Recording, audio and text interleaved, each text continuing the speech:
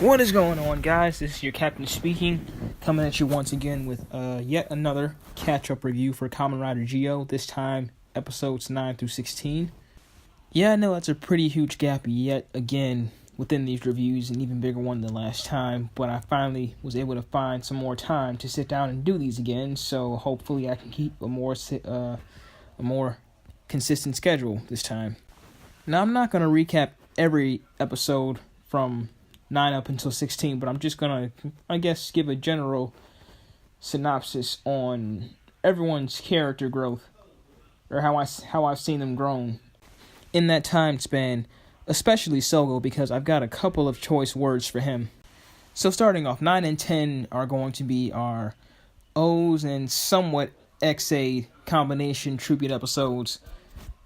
Even though we already did our XA tribute, this one more so involves Dan Kuroda, as he obtains the power of another O's from the Time Jackers, and he kind of becomes a king in his own sense, and he also secedes from Japan. Well, his company, and this is of course going to catch the attention of Sogo, because in his eyes this is a man who was a king of some sorts, someone whose footsteps he can follow in and take his example for when he himself is king. Now, this obviously isn't going to sit well with Gates, and rightfully so, because in his eyes, this is just him taking one more step towards becoming Zi-O, and this results in a brief fight between the two, but Sogo ends up winning and temporarily injuring Gates, so he retreats for now. And I would like to take a minute to talk about Sogo's actions here, because this is kind of what I mean by how I wanted to talk about his character development, because I think this was a very stupid move on Sogo's part, because being in his situation, in his shoes, having someone like Gates at his back who's ready to kill him at any instant, I would think that he would want to do his best to try and prove his innocence so that doesn't happen. But a move like this, in a way, it's almost sort of suicidal for him, because he is in no way trying to protect his name. But later down the line, towards about episode 15 or so, Sogo's convictions kind of sort of start to make a little more sense. But before I got to that point, he lost quite a bit of favor in my eyes. Before I got to that point, he lost quite a bit of favor in my eyes. Now, episode 9 is still going to see Sogo playing dumb, along with Eiji and Hina from Kamen Rider O's. Of course, it wouldn't be a tribute episode without someone from that season. But it's going to see those two trying to escape Dan's castle. And during some downtime with Sogo and these two, Sogo's going to try and explain his motivations to them, saying that the only reason why he's following Dan Kuroda is because he wants to learn how to be, or how to not be, an evil demon king by seeing someone evil in action. And I really don't buy this, because why would you go through all this trouble just to learn how to not be evil? I mean, just don't be evil. It's as simple as that. Like, I'm really starting to understand why so many people don't like Sogo as a character, because like he can be just really stupid at times. So, continuing in typical tribute episode fashion, Eiji is going to give Sogo the O's ride watch. So he then heads outside to confront Kuroda in the present day, and this entire fight ensues between him, Gates, Kuroda, and even Horror, who joins the fight in Castle Doran, surprisingly, from Kamen Rider Kiva. Although it's not the exact same Castle Doran, because, I mean, the inside's different, obviously, with her having a cockpit in there, but it's whatever. But eventually, Sogo was able to make his escape to the year 2010, when Kuroda first becomes another O's. And this is when we see him activate the O's Ride Watch for the first time. He transforms into Armor Time O. So with our Rider of the Week defeated, everyone goes home to eat dinner except for Gates, who was once again determined in his mission to take out Sogo. And I can't say I blame him either. So now we move on to episodes 11 and 12, which is going to be our Gaim tribute. Here we're going to see Gates, who is still out on his own. He's going to be approached by the Time Jackers, and Schwartz specifically gives him a proposition to join them, since they have the same mission in taking out Zi-O.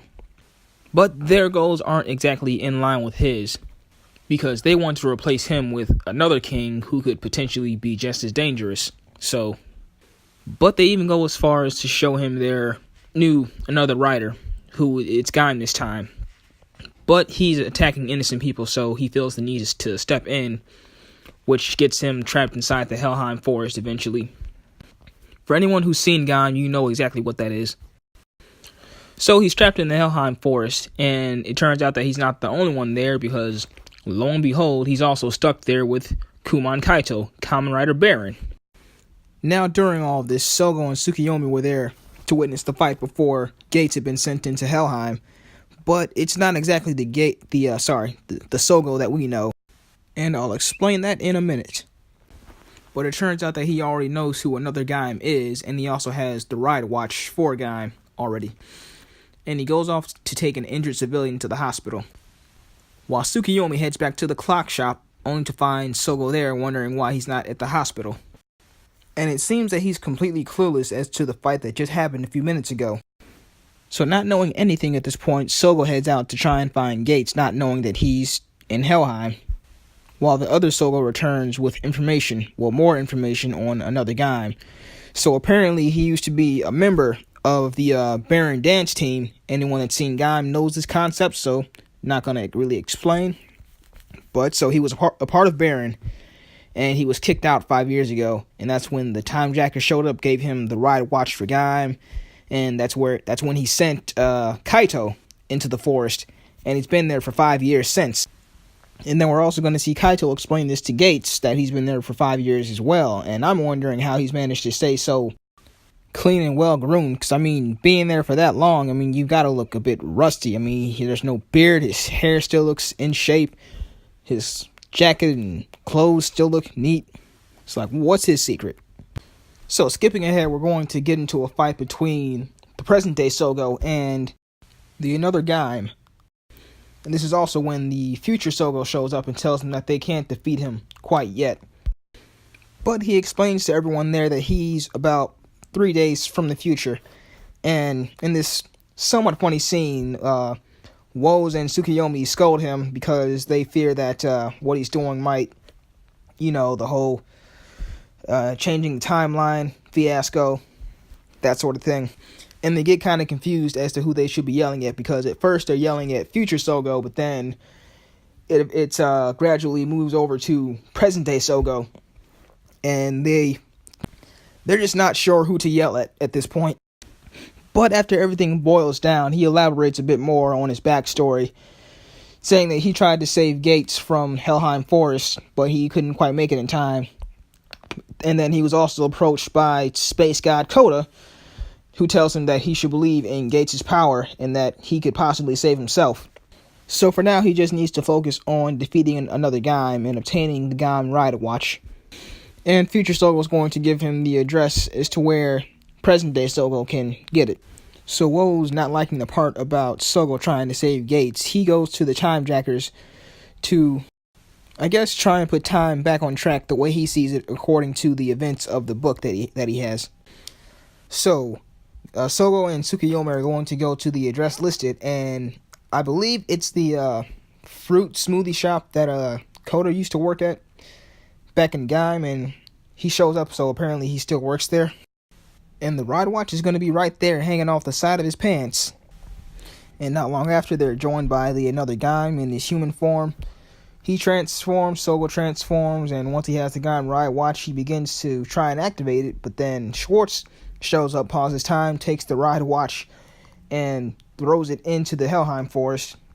Didn't know he could do that. And along with the Sukiya ride watch, which Koda also had.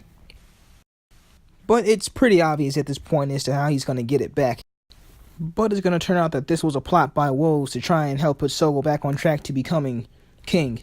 Now, on top of that, future Sogo knew that this was going to happen all along, and he shows everyone that the Sukiya Rider Watch had carried the Gaim Rider Watch over to Gates, so he obtains it instead. At first, that is. So now with everything set in motion, Sogo was going to go off to fight another Gaim once again, while Kaito and Gates find a crack in the Helheim dimensional wall through which he can escape through, and I think Kaito gives him a bike ride watch, or it was either the ride watch or the lock seat. I can't quite remember at this point, but he's going to use that to get back to Earth. And then future Sogo was going to go back to 2013 to fight another guy there. So at this point, we're going to get the formalities. A new ride watch is activated. Woz is going to announce the new form's debut, and they proceed to defeat the monster, while Gates is going to continue to be a brooding lone wolf for a while, and Sogo just lets him go on his way. Meanwhile, all the Helheim prisoners are freed, even Kaito. So later on that day, when everyone's back at the house, just Sogo and Tsukiyomi, Gates shows back up, and he figures that it's best to keep Sogo close by whenever he decides to take him out. And that's going to be it for that episode. Now moving on to 13 and 14, this is going to be our Ghost Tribute duo episode. Now this is going to be a bit weird because we already know that Gates has the Ghost Rider watch. But it's not going to be just those two shows up this time though, as we also get the man of the hour, Decade Tsukasa, who I understand now is going to be a mainstay on the show for a while, to my knowledge, which is great because I love Masahiro, And I know Decade's not everyone's favorite series. I mean, it's not even my favorite series either. I mean, it has its screw-ups, but I mean, Tsukasa himself is a good character. He's a likable guy. So the episode starts off with everyone eating breakfast, and Sogo is going to randomly ask Gates about how he first obtained the Ghost and Drive ride watches, to which he tells him that he stole them from Oma Zi-O. And then we cut to a sequence at nighttime to where we see another ghost show up, and he, I guess, takes the soul of a random citizen. And it just so happens that Takeru, Kamen Rider Ghost, was right there to watch the whole thing. And they try and step in to see what's happening. And then all of a sudden, they're stopped by Decade, who is taking the form of Akito. I mean, they try to hide it at first, but you can obviously see the belt. So, yeah. Meanwhile, Woz is going to go back to the Time Jackers to try and form an alliance with them once again. He offers them Kamen Rider Decade as his bargaining chip to them. And he offers them Decade as his bargaining chip. So now we cut to Sogo, who is out and about right now, and that's when the Ghost Rider, another ghost, shows up and causes havoc. He transforms. They fight for a bit, but he fails to save this one civilian that he takes his soul from. And meanwhile, Takeru and whoever is with them sees this whole thing, and they take Sogo hostage, thinking that he was with him. Well, he was with another ghost, that is. So they bring him back to the temple to ask him a few questions, and they also explain their side of the story, that they're helping this one lady who, a few years ago, she lost her brother to the ghost kaijin, and that's when she brought lunch to him one day because he was working as a policeman. There was a crane about to fall on her, but he steps in the way, takes the fall instead, and from the rubble rises another ghost, and we know it's obviously him, but she's not aware of that. So we then cut to another ghost, and he goes and attacks the factory, who I assume is behind the crane that originally fell on him. And then he's then ambushed by Gates, and Gates temporarily defeats him. Well, temporarily kills him because apparently what happened was when he was crushed by that metal, it actually was supposed to kill him, but then the time jacker Wool saved his life with the ride watch. So without that ride watch, he'll pretty much die. So Gates defeats him, destroys the ride watch, and then Takeru and his clients show up, only to discover that they're too late to, I guess, intervene. And that's when Wool comes in, and restores him. Another ghost gets away, and Gates tries to pursue him, but then Decade comes in and ambushes him. Decade then proceeds to mop the floor with Gates before he leaves. And then Takeru takes him back to the Ghost Temple to meet up with Sogo. It is here that they discuss Gates' encounter with Decade as Akito, whereas Gates actually thinks that he is Akito. And then we squeeze in one last attack from the ghost monster as he's attacking civilians, and Sogo and Gates respond. They fight him for a bit. Gates actually gives Sogo his ghost ride watch to fight him as Ghost because, it's only appropriate. And then once again, they're ambushed by Decade, but he attacks Sogo this time. He transforms into Hibiki, knocks him out of his transformation, and then this gives another ghost monster the opportunity to remove his soul from his body. So for right now, Sogo is basically dead. And then the episode ends on a brief note with Tsukasa and Hora, where she wants to help him become king instead of Sogo. But as we're aware, he's only interested in being the destroyer of worlds because that's his shtick. But as usual, he's just here to be the destroyer of worlds. So now Sogo was left stuck in the hospital while Sogo and Tsukiyomi head off to the year 2015 to try and stop another ghost there. In the meantime, we find out that Takeru can talk to Sogo's ghost form and ghost in general due to the ghost rider watch. And Sogo comes to the realization that it's the same one that Gates had, but it's the one from the present time, if that makes any sense. And then Sogo also makes the request to Takeru to also go back to the past. So Gates now arrives in the year 2015 to try and fight another ghost there, but then he's also followed by Decade, who fights him once again, mops the floor with him once again, but this time he takes the Ghost Rider Watch away from him and destroys it basically, and in its place gives him the Decade Rider Watch. Now Sogo and Takeru are also going to follow them back to the year 2015, but this time they actually went to the scene of the accident that originally happened. Then this is where Takeru stops that crane from falling and prevents the guy's death.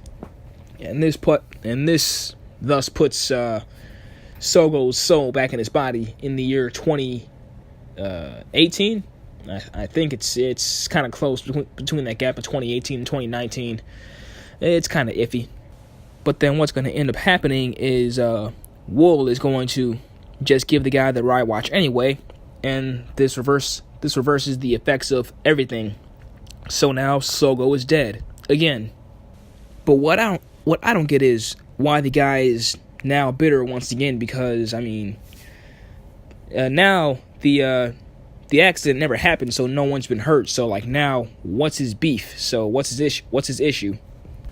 Just that little bit didn't make much sense to me.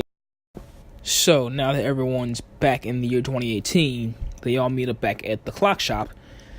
And that's when Takeru comes in with his friend, and they reveal what's called their special ghost revealing fire, and they use that on Sogo's soul to I guess make him visible to everyone else temporarily. So now they have to go back to 2015 once again and stop another ghost there. So this time, when they defeat him, he won't die because they already saved his life, so he just has the powers now, no strings attached. So on their way there, Sogo and Gates are ambushed by Timejackers, Hora, and Wolf. And it ensues in this very impressive CGI fight with the time machines because it really looks very, how should I say, surreal here. The CGI is very, very solid here. It doesn't look too cartoony or too animated or out of place. It looks very much at home. So they get those two pests out the way and then continue on to confront another ghost. So they're going to fight some minions for a bit, and then out of nowhere, Gage is going to hand Sogo the ride watch while Decade, or Tsukasa, watches from up high, observing the fight. So Sogo is going to activate the new ride watch and transforms into Armor Time Decade, complete with the weapon called the Hey Saber. And for the record, I just absolutely adore that name.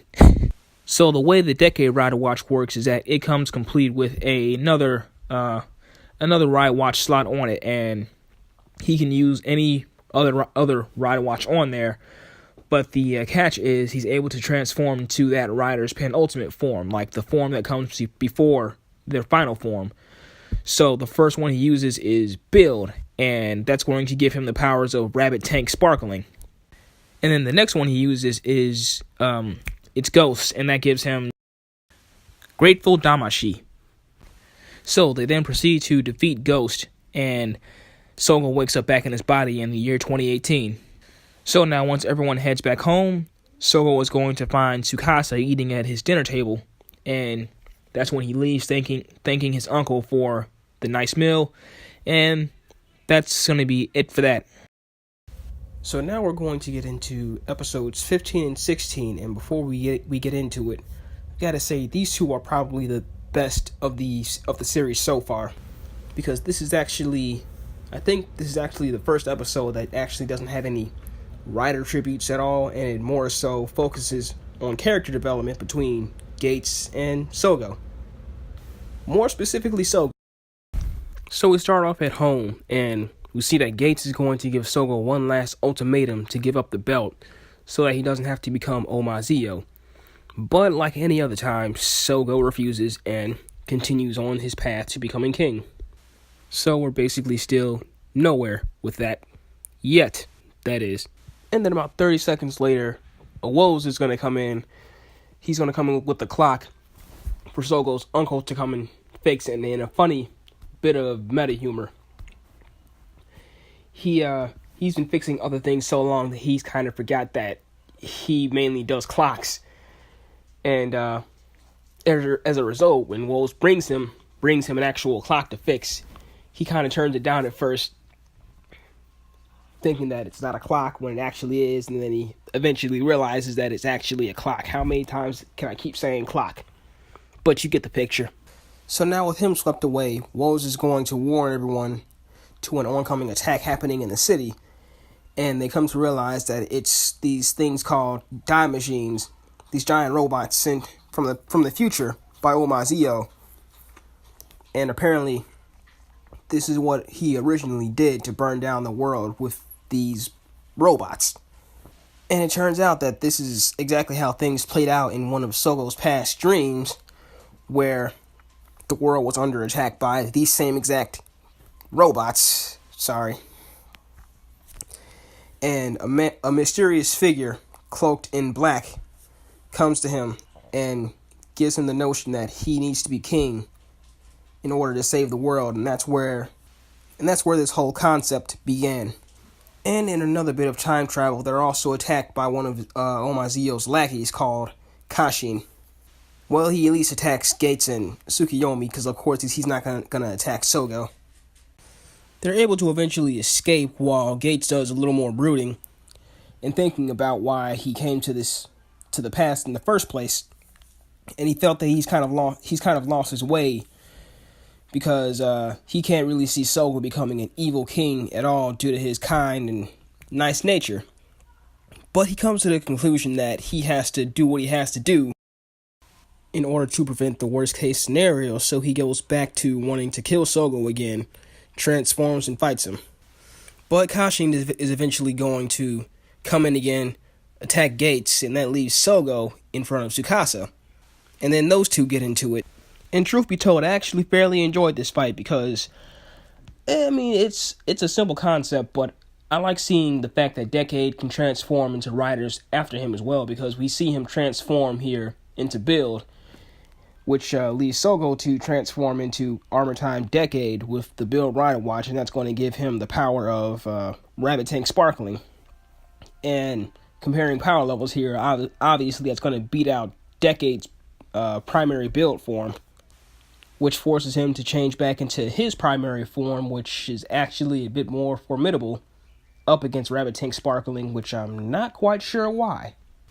Now, the fight between Sogo and Tsukasa is eventually going to catch the attention of Kashin, who goes over to protect Sogo, which leads to Gates and Tsukasa teaming up against these two. This makes sense because they're obviously after the same guy, so why not? Now, at this point, everyone's trying to get Sogo to see that it's kind of inevitable, the fact that he becomes Zi-O. Everyone's telling him, from Woz to Tsukasa to Gates, to the point where Tsukasa actually has to send him into the future to see for himself that it's him. Oh, and Tsukiyomi is there with him, by the way, too. But he gets to see firsthand all the pain and destruction that he's caused. Because by this point, Tsukiyomi explains to him that he's decimated half the human population. And plus, we see people camping out on the streets with no homes. They're in rags, they're dirty. And that's when they meet the man himself, Zi-O. And even he tells him, yes, like, I am you from the future. Like, you become me. Like, I can't even believe you would doubt that for a second. Now they're both going to transform and fight it out with Sogo going into Armor Time Decade, although I'm not quite sure what he expects to do here because he's fighting himself, so I'm not sure if he would exactly want to kill himself, even though it's his future. It's a future version of himself, so time travel is confusing, guys. But anyway, about the fight. So, with each and every move that Sogo pulls out, with every ride, watch, and rider power that he tries to use on this guy, he knows how to counter each and every move. He's going to go from Kuga to Kiva to Yuki, like Zi-O just stomps him. And in a turn of events, they're actually going to stop for a bit so that Zi-O can give Sogo the same ultimatum that Gates gave him earlier. And it's for him to give up the belt, pretty much destroy it, so that he wouldn't have to become him in the future. And then it's going to end there. Now moving on to episode 16, Zi-O is actually going to give Sogo some time to decide and send him back to 2019 to make his choice or his decision. Now, as a result, he's going to take the GQ driver over to Gates while he's still fighting Kashin, and at his request, ask him to destroy it for him. So, he does. He freezes it first and shoots an arrow at it. I think that was with the wizard. Now, once everything's settled down, the dime machines start to lower into the ground, and everyone says their goodbyes at first. And there's this one funny part where Sogo explains to Gates, well, since you failed to defeat me, I did this instead. I had you destroy the belt. And funnily enough, that's going to kind of piss him off. Now, after all this, the Time Jackers are actually going to go back to the warehouse where the fight happened and reawaken Kashin. And this time they program him to take out Sogo. Meanwhile, Sogo goes back home and explains to his uncle that he's given up on being king and that his friends have all gone home and they're not coming back. And he gives him this sentimental lecture about how time moves differently for everyone, and that for every one of us it kind of moves slowly towards our dream. Now, I'm not quite sure what he means by that, because I guess not everyone gets to live out their dream, Well, at least not completely, because he does mention that at least someone got to do what he wanted, because he originally wanted to work abroad at a clock shop, but he ended up opening one himself and just staying right there in Japan. Sorry, I know that was a bit long-winded. But then we're going to see Sogo attacked by Kashin and the Time Jackers. Well, at least Wool is there to see it. And as a result, Wolves is going to show up with a replacement belt or GQ driver, but Sogo's going to turn it down, insisting that he's given up his position to become, as stated earlier. Now, Tsukiyomi and Gates are going to catch word of this and head over to the fight to save Sogo. And then they're ambushed by Tsukasa, who transforms into Decade. He's going to slap Gates out of transformation, and Sogo's going to follow to his aid. Now, convinced with what he's seen by Soul's actions with protecting a child earlier from the monster attack, which I didn't mention yet, sorry. This is going to convince Gates that Sogo is in fact a good enough person to, I guess, divert himself from becoming Zi-O. And in case he actually does, though, he promises to take him out, basically. And this is going to, in turn, convince Sogo to take the belt from Gates and transform. And then he heads off to take on Decade and Kashin. And he's going to grab the other belt from Wolves and give it to Gates. And now he transforms into Armor Time X-Aid, but then they end up switching rider watches from Ghost to X-Aid. And I guess the penultimate form of X-Aid was Mighty Brothers Double X. So that's going to cause Sogo to split into the two forms, thus making two of him and also plus Gates. So that's 3 against 2 now. And I must say that's pretty well played, actually. Pretty clever thinking on his part. Now, Decade is eventually going to end up withdrawing from the fight, so that just leaves them up against Kashin. Now, the other Time Jackers, Hora and Wool, step in with their time mazines, and the one half of Sogo and Gates chase them into the time stream, while the other half of Sogo is going to finish off Kashin. And, they eventually end up taking care of those two. Now, and this ends up putting the time stream back on track with Omar Zi-O being put back in his place. And also that little book that Wold has, it starts functioning again. Sorry, I got a little bloated there. And this is also going to reactivate the Daimazines, which have been lying dormant underground. Now, back at Sogo's house, we're going to see that they're celebrating Christmas now. And that their uncle has cooked up a very big, nice meal for them. And to my surprise, there is an English version of Angels We Have Heard on High playing in the background. Don't know why, but okay. Now we go over to Wolves, who we see now has his repair clock back. And he caps off the episode telling us that Sogo's back on his quest to becoming king. And later in, I guess, a flash forward scene, we see Kamen Rider Woes walking in from the distance, and that's where the episode ends there. Now, that was quite a bit, but this was all just to eventually catch up with the show because I've been a bit behind lately. But I'm just glad that I've been able to eventually get around to it. Hopefully I can now stay on a more consistent schedule. But just remember to like, comment, and subscribe.